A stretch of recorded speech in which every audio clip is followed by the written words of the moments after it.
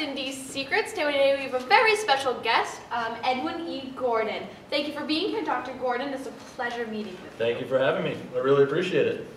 So, Ed, where did you do the majority of your research? Well, I got my bachelor's and my master's in string-based performance, and that was at Eastman. And I got my PhD from University of Iowa. So. Wow, that must have been great. It was. So something interesting that I learned recently is that you actually coined the phrase audiation. Can you talk a little bit about that?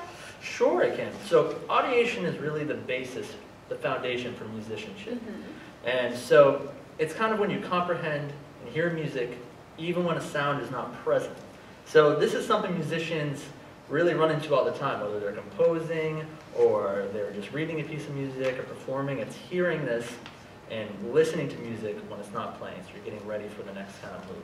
Oh, I see. So, related specifically to music education, how would you go about developing students' audiation skills in the classroom? So, it's important to run through exercises that they can kind of hear tonic or hear dominant functions. So that's hearing the note in their head, so they can audiate it and then they can sing it back to you. And so this kind of starts the foundation of that, hearing phrases, hearing these patterns without actually playing them and actually listening to them as they go. Sounds pretty complex. So how does this apply to instrumental music, not just singing? So instrumental music is really important in this way, where I think one of the most important things is that the instrument becomes an extension of this inner audiation. Oh, I see. So it becomes more of an extension of the audiation instrument within each musician. So instead of just focusing on playing, I think it's really important to develop this audiation. So you know how to sing a phrase, and you really understand a phrase before you go and play it on the instrument. So I think students should learn how to sing and should learn how to understand the concept before they actually go right to the instrument. I see. So you would suggest a student learns to sing a song before they perform it on the instrument? I do. Okay.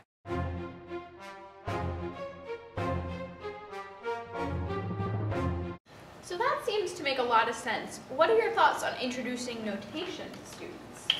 Notation. So I have this little saying I like to say, I call it rote before note. Oh, yeah. A rhyme in there. So I think it's really important for students to learn as much music as they can for the first semester or so by rote.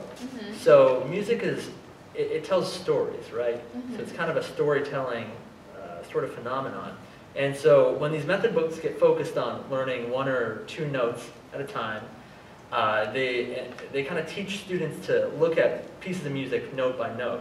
So instead of instead of looking at it on the phrase level and seeing the bigger picture and kind of understanding those sequences, they're looking at it and they're focusing on note by note. And so that takes away from the audiation. That kind of takes away from the whole idea and the concept of what I'm getting at here.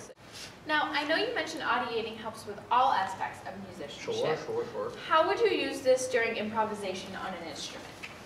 So in the classroom with improvisation, like I said, it really boils down to this audiation. So once a student has a good grasp on that, they become a better musician. So with something like improvisation, I'd like the students to really be able to sing what they would do for an improvisation. So let's say you're doing some kind of repeating ostinato, and some student's going to play a little improv over it. Instead of just randomly hitting these notes and just kind of going all over the place, if they can audiate and they know what is going to happen, audiating means they're predicting how they're going to play and what it's going to sound like, then that really helps develop their improvisation. So you want them to be able to hear it in their own heads and not just... Absolutely. And also I like to restrict students to, when you put restrictions on them, as beginners in improv, it kind of helps them develop, and so that if they have a few notes to pick from, they're not so overwhelmed and they can kind of develop that way. Associations there.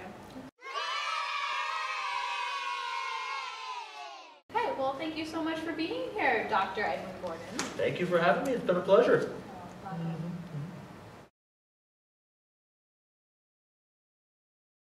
Hearing, understanding, and almost, oh, my face fell off. Yeah, that's crazy. I saw a little bit of something on I'm getting old. Yeah. Might want to get some Botox or something. Yeah. Or maybe a little chin. Yeah. Chinny chin chin. Oh no. All right, we'll do that again. That terrible. sucks. Like seriously, like there's a piece of tape. Like, Yeah. thought I was interviewing Gordon, not Michael Jackson. Uh-huh. Oh wow. Man. Yeah, let's get some That's the one. Your beard isn't No, it's not sticky very enough. sticky. No. It's not a very sticky beard. Okay, so do we want to Okay, just yeah, do we'll it do again? that one more time. Okay.